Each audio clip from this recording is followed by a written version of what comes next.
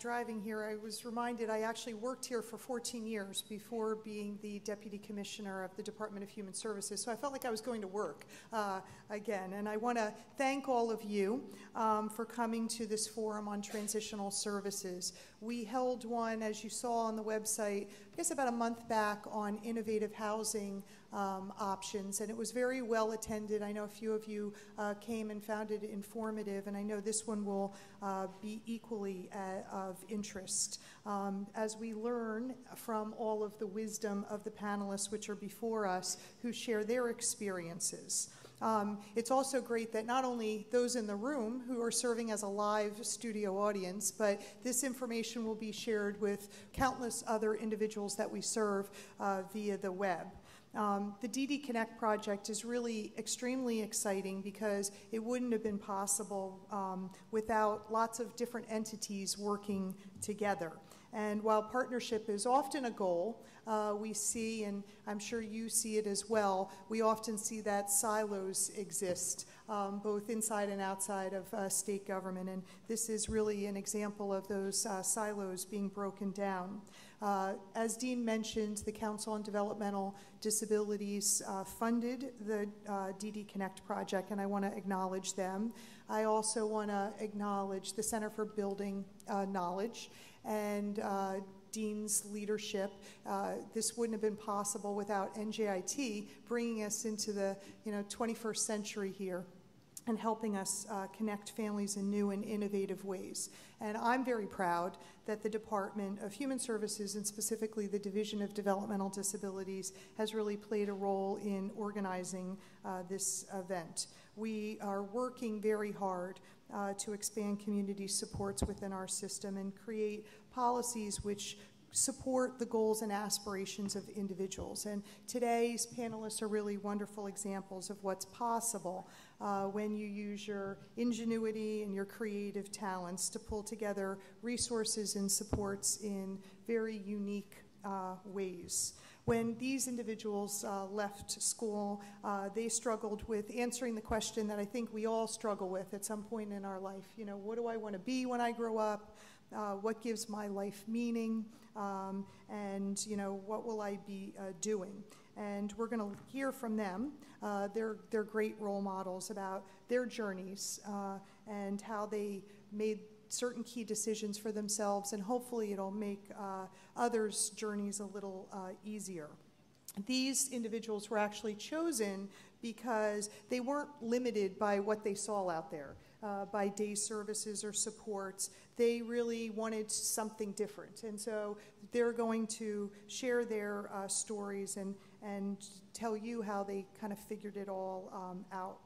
This forum is really exciting too because it brings families together with families. I know we at the division and at the department have often been challenged, sometimes by people on this panel, to create policies which support innovation and change. And it's, I think, really great because we view as state government an entity which needs to have those policies in place. But we certainly don't have the answer. We didn't have the answer for these families. They had their own ideas and their own solutions, and I know your families feel the same way.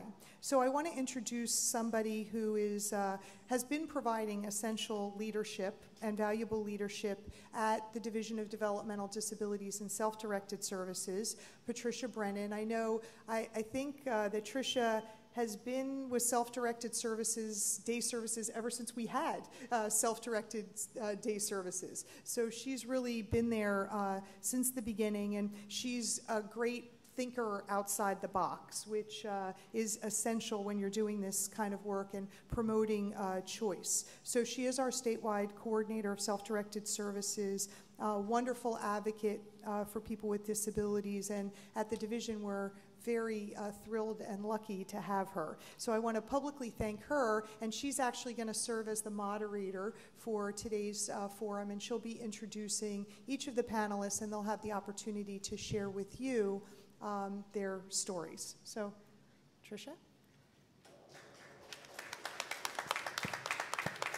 Thank you, Dawn.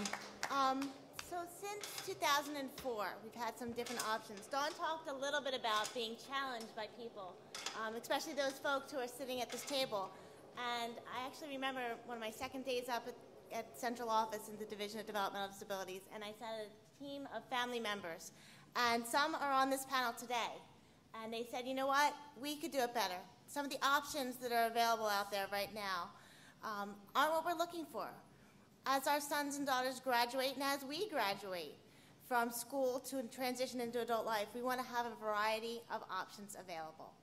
So with that, we've created the option in 2004 of self-directed day services. People started to think outside of the box.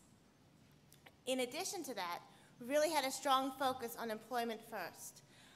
With the Alliance for Full Participation and the Division of Developmental Disabilities, in the fall of 2008, we had the signing of the Memorandum of Understanding between the Division of Vocational Rehabilitation Services, the Commission for the Blind and Visually Impaired, and DDD, meaning that prior to 2008, families only had the option of DVRS, CBVI, or DDD.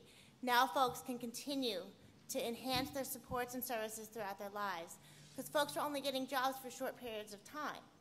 So now people are able to think outside the box. We heard from a lot of families, and most of them are up here today, saying, you know what, I could be creative. I know exactly what it is that my son or daughter wants to do, or they know exactly what it is that they want to do when they graduate from school. And we have a great group of people up here today, and I'm thrilled that they're all able to come with us and present, and they're from varying parts of the state with varying abilities to talk to you about what it is that they've been able to do as they thought outside the box and be able to fit what it is that we're looking for. They're also going to talk to you about some of the challenges that they faced. So today we have a provider agency who provides services to individuals through the Department of Education, the Division of Vocational Rehabilitation Services, and DDD, and they're going to talk a little bit about how you can make all those things work together. We've got a family up here, and it's a mom who came to all the education sessions that we've had. We have a series of education sessions, which is Lifeline for the Journey, which is birth to 14. We partner with the Family Resource Network of New Jersey to facilitate these sessions. Pathways to Adult Life, which is for individuals who are age 14 to 19. And Life After 21, Parts 1 and Part 2, which is for ages 19 to 21, where we partner with a variety of agencies for each of these sessions to really help people plan for their future. So start thinking outside the box, being creative, and see and explore what options are out there. So we have a mom who came to every single session for both of her children, and both those individuals are here today to talk a little bit about what they do during the day. We have a young lady and her mom here today to talk a little bit about what it is that you can do with support employment and competitive employment, and also facilitating some other classes as well. Got folks who really thought outside the box and came up with their own day activities. And some other folks have been volunteering, doing creative options. So you're going to hear a lot of different stories, a lot of different options today, and you'll have the opportunity to answer questions at the end. I do want to remind everybody to make sure your cell phones are shut off as we proceed on with today. So it's a very exciting session. I'm glad that you were able to come out here today. And I'm going to turn this over now to Barbara Abrams from Jewish Family and Children's Services of Southern New Jersey.